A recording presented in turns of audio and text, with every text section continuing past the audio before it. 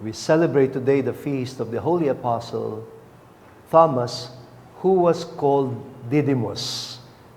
That is a Greek term that means twin. 3 times in the Gospel of John, he is called the twin.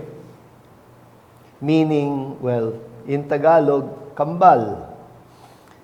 You know, I have a strange feeling that Thomas was called the twin not because he had a twin brother.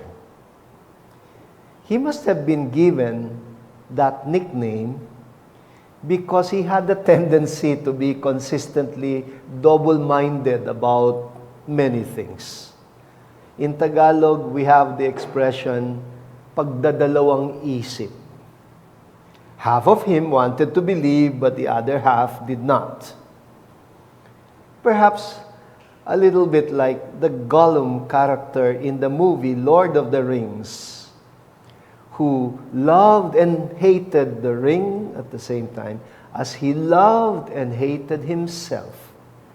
A kind of a split personality. The guy is often called Doubting Thomas. Actually, I do not think it was Jesus he doubted. It was rather his companions. The Gospel says Thomas was not with them the first time Jesus appeared to his disciples. You can sense from his reaction to his companions, who are very excited about having encountered the risen Jesus, that Thomas is sarcastic in his tone. Or there is even a tone of resentment in his remark when he says, "Oh, unless I see the mark of the nails in his hands and put my finger into the nail marks and put my hand into his side, I will not believe." In short, I will not believe you. So if you can read between the lines, you will hear him actually saying to his companions, "Sorry guys, but I don't trust any one of you anymore." This man is very wounded inside. He bears grudges. He has a certain woundedness in his relationship with his brothers, and he is hiding it. He is there the second time, but he's not really there with them yet. I think what John really meant was, he was around, but he was not really in talking terms with them yet. It makes sense now why the first thing, the reason Jesus did when he appeared to his disciples in the upper room was to call attention to his hands and to his side. He was teaching them how to deal with their own woundedness if they wanted to be healed and if they wanted to become healers themselves. They had to be like bruised little children whose bravery is tested when they are asked to show their wounds, to have them touched, to have them cleaned and dressed for a cure. I remember when I was a little boy, I got wounded and I didn't want to show it because my idea of the wound being treated was always associated with pain. Now, I imagine the hurting words that these guys were able to say toward each other when they retreated in the upper room after Jesus was crucified and laid in that borrowed tomb. Maybe a good parallel is what is presently happening to many people who have spent too much time or too long a time under quarantine together to the point that they're already getting into each other's nerves. I hear a lot about such problems. They must have rubbed into Peter the fact that he had sworn to be ready to die for the Lord. He didn't even have the courage to stand for Jesus before a maidservant. They must have ridiculed James and John, who wanted to be positioned at the right and at the left of Jesus, And yet they were quickly gone when the going got rough.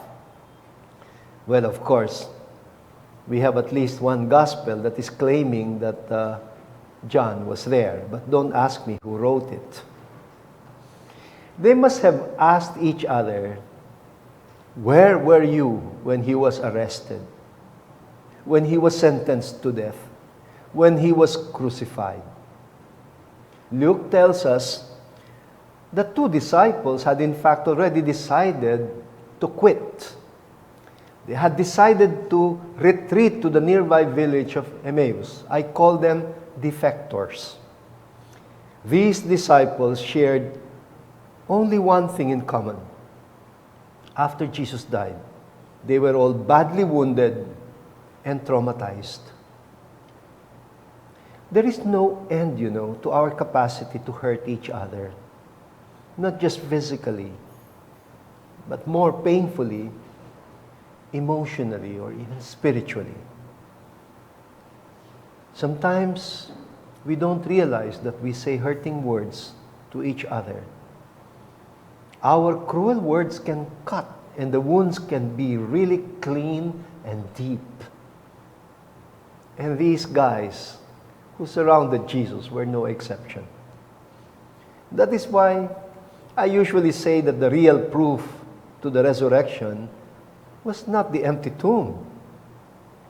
It was rather the fact that the disciples, who should have disbanded already, held on together after that traumatic experience at Calvary. Even before Jesus, there had been already many leaders of movements who were thought to be the Messiah, but whose projects ended up as a failure, and who were eventually called messianic pretenders. Some of them also ended up on the cross like rebels. But their misadventures simply died a natural death, and their movements fell apart after the leaders were executed, because their members had no reason to stay together anymore. They merely disbanded. Don't you ever ask yourself the question, how come that did not happen to the Jesus movement? So the best evidence to the resurrection was not an empty tomb. It was rather the community that was born, the church, the community of disciples that stayed together through thick and thin, and have remained in existence up to now for the past 2,000 years. How these disciples found their way back to each other's company, surmounting conflicts and mutual hurts, learning to forgive and to love each other with the love of Jesus. This is expressed beautifully by our first reading today from Ephesians chapter 2. Through Jesus, the whole structure is held together, and it grows into a temple sacred in the Lord. In Him, you also are being built together into that dwelling place of God in the Spirit.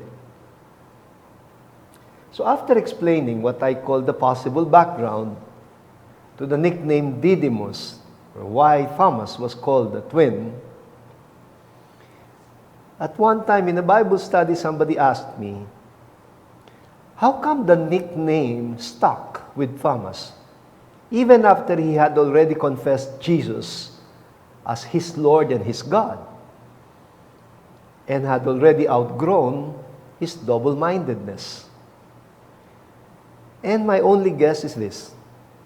Well, I said, I suppose Thomas took pride of the name twin himself. Maybe he gave it a new meaning. Twin in the sense of Jesus look-alike. Tell me, would you mind being called a twin brother or a twin sister of Jesus?